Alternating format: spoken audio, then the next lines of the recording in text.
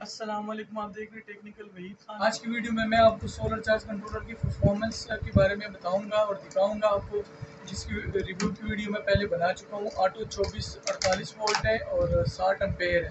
तो चलिए मैं आपको इसका डिस्प्ले दिखाता हूं, इसके ऊपर क्या रीडिंग आ रही है।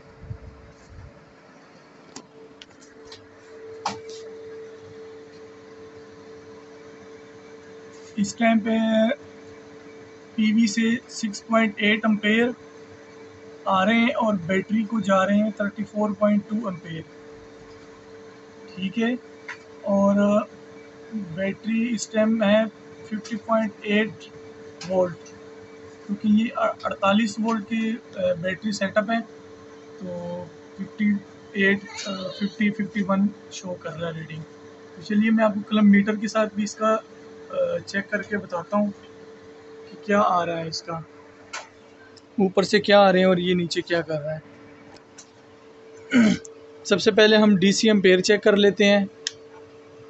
तो जी ये 17 एम्पेयर, जैसे कि ऊपर डिस्प्ले में भी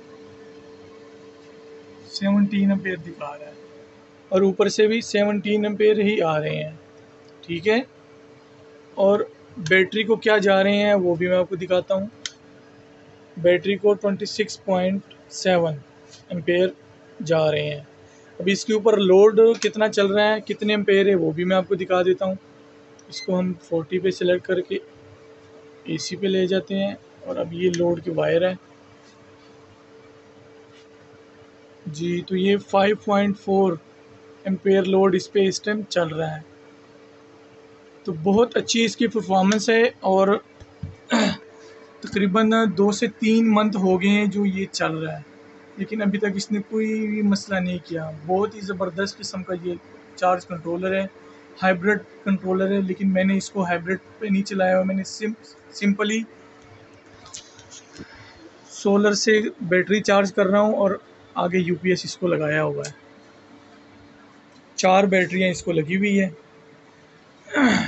48 वोल्ट का यूपीएस है और बहुत ही अच्छे परफॉर्मेंस है इसकी।